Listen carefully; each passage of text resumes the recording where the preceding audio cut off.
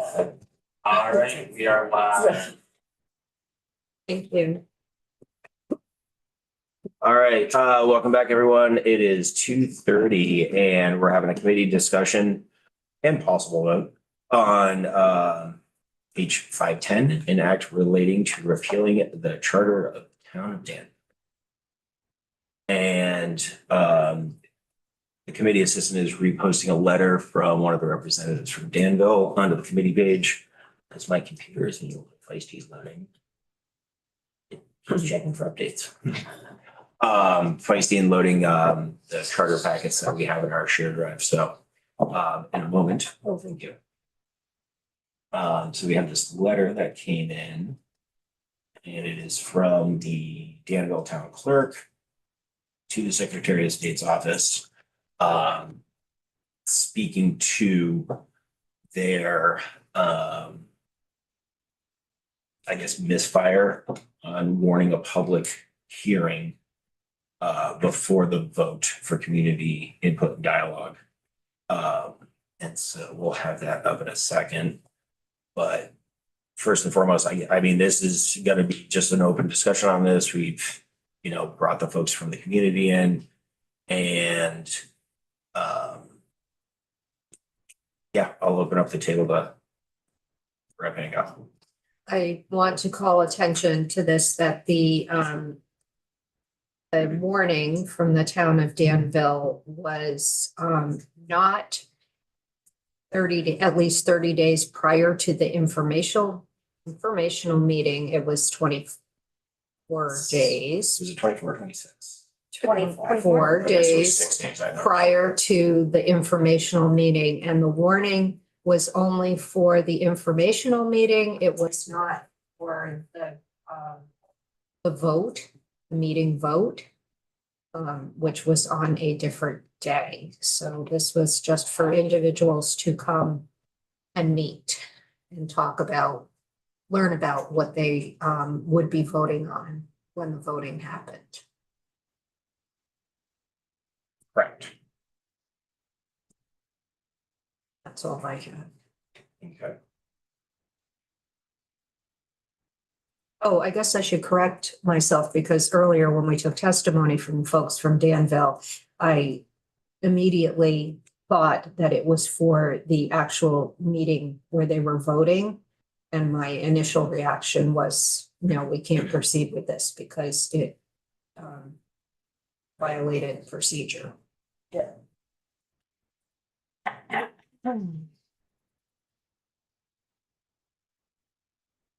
Thoughts from the table? It's unfortunate, but it's reality. I guess to some degree, well, not to some degree, it just is.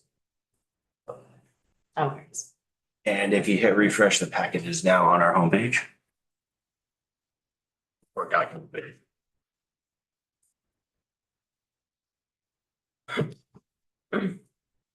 That's right, Rick Waters.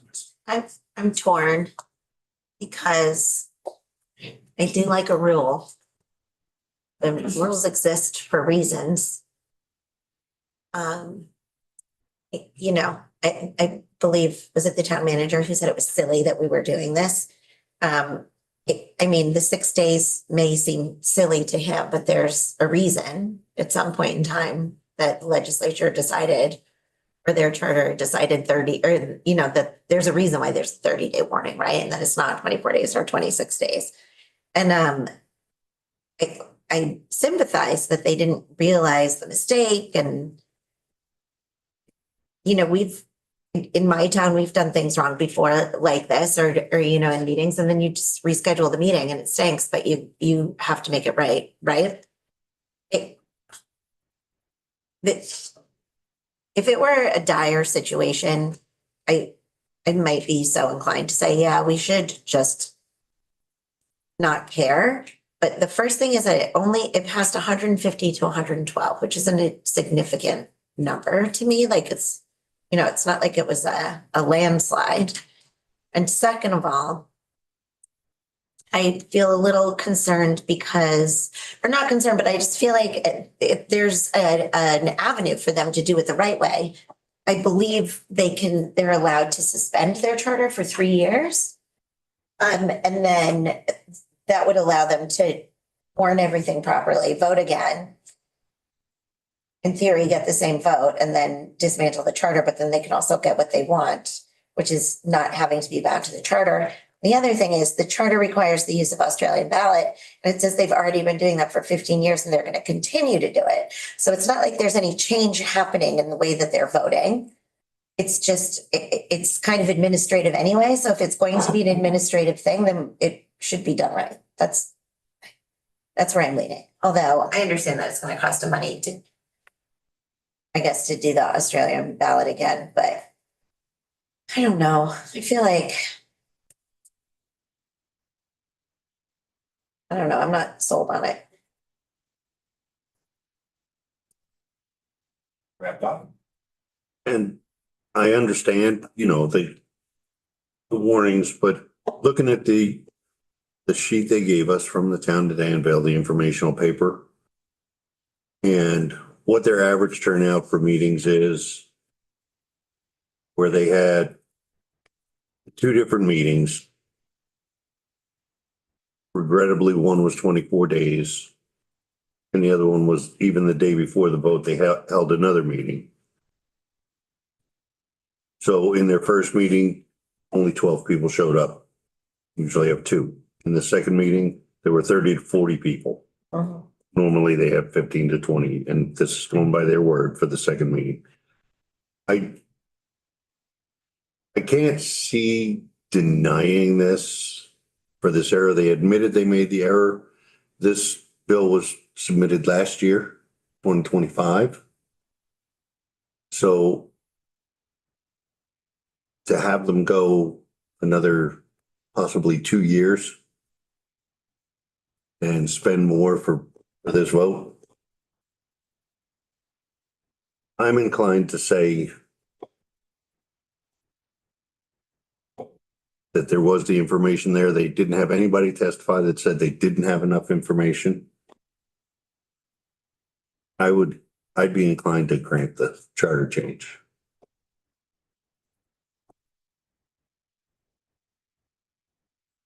Law's the law.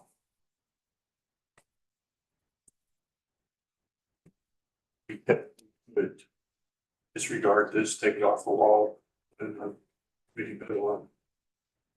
Grant them everything. Just in doing so, but as far as this bill is concerned, it's covered law, and I think our obligation sitting in the chairs is not to bless the law.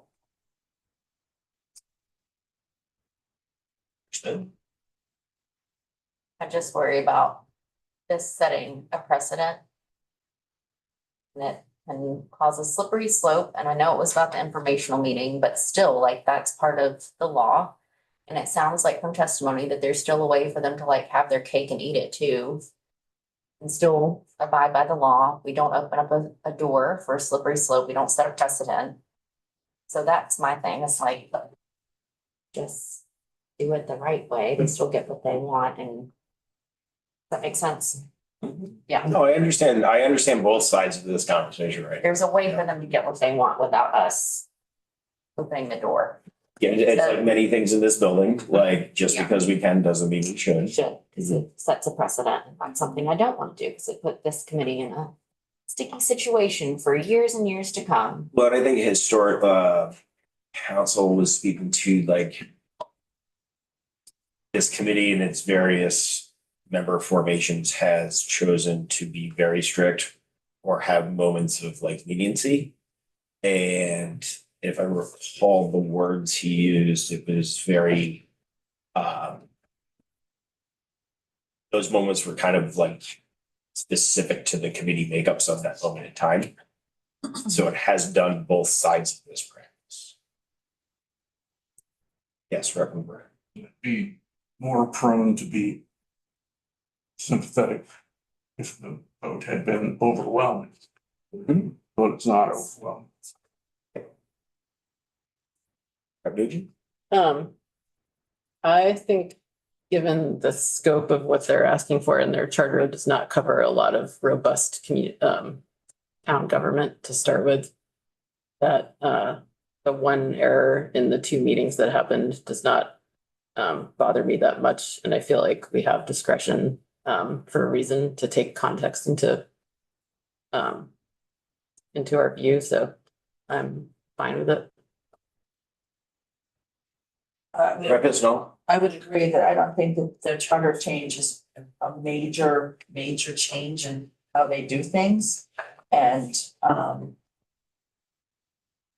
yeah, they posted it short of the days required.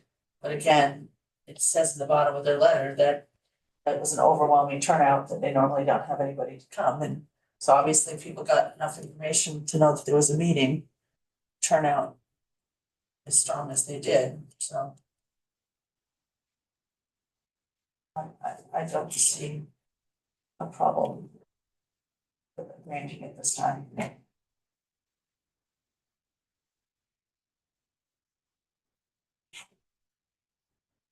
just think like process protects voters.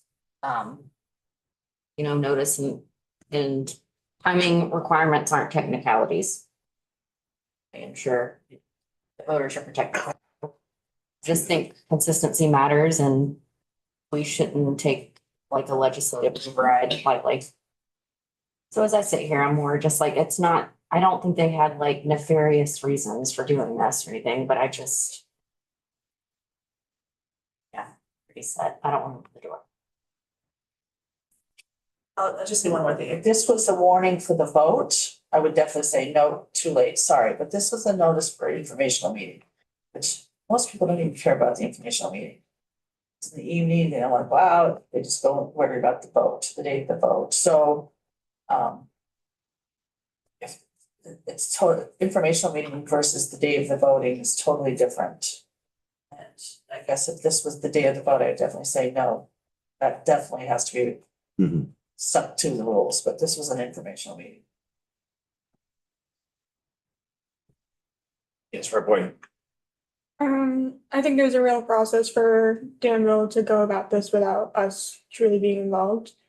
And I worry that if we're lenient here, that then this provides the opportunity for other towns to say, oh, oops, we only did a warning for X amount of days, and then, we're not following our rules or upholding the standard for all towns.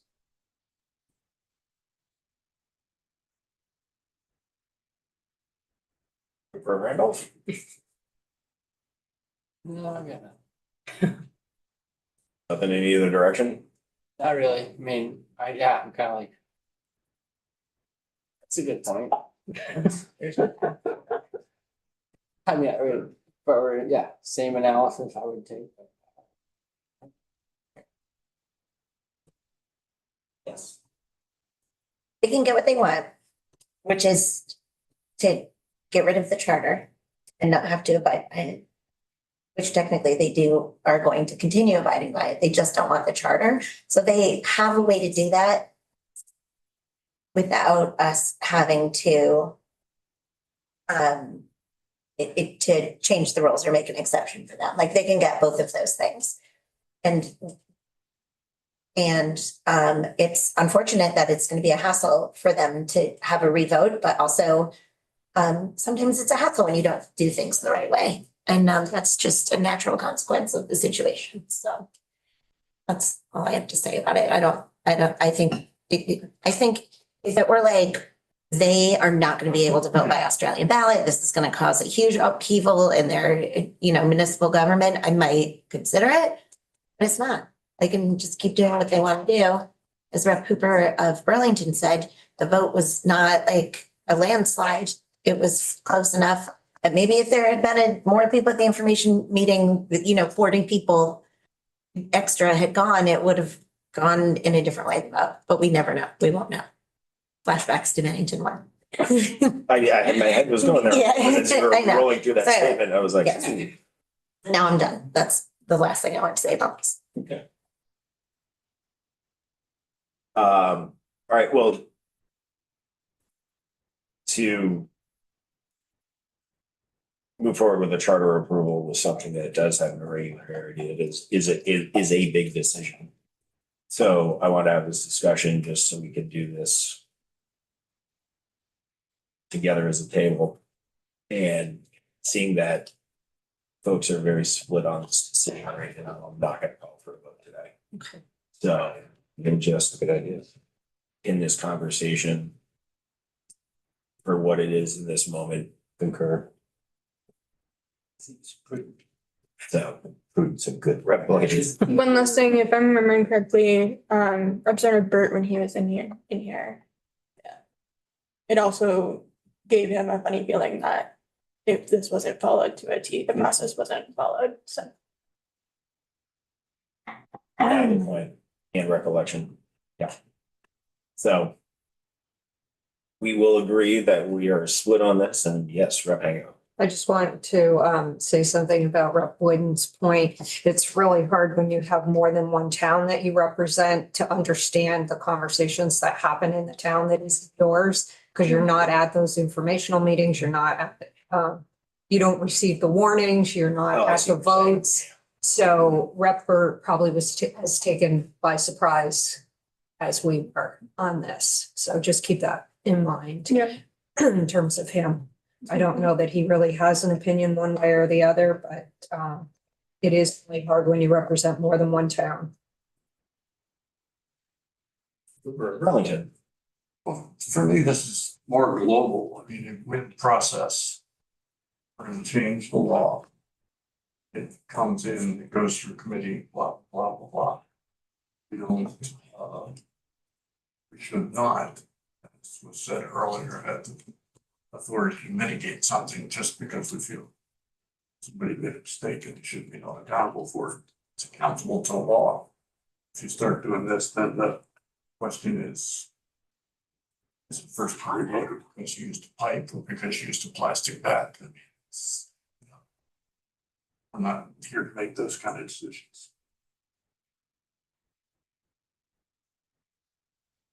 Kind of an extreme analogy, but I got the overlay. Right, there you I go. happen to be looking at James. If my calculations are correct, if the town wants to warn another informational meeting prior to town meeting day, even if it's on town meeting day, they only have until Sunday, 2 days from today to warn that. So I have a feeling they're not going to be able to do that this year.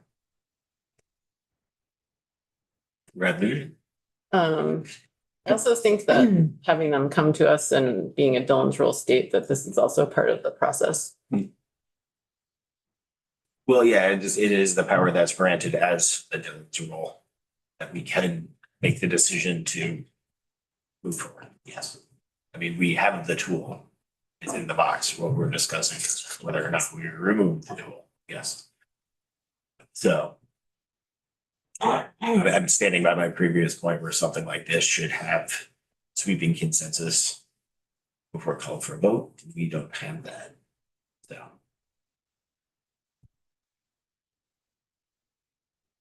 Anything else on this one for the time being?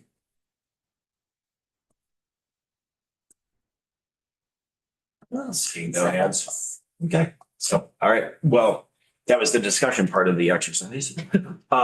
So we have 9 minutes until our next order of business, which is an introduction walkthrough on H686. So we'll go offline until 3 o'clock. And no, thank you. That was a good discussion. So thank you, everyone. Appreciate it.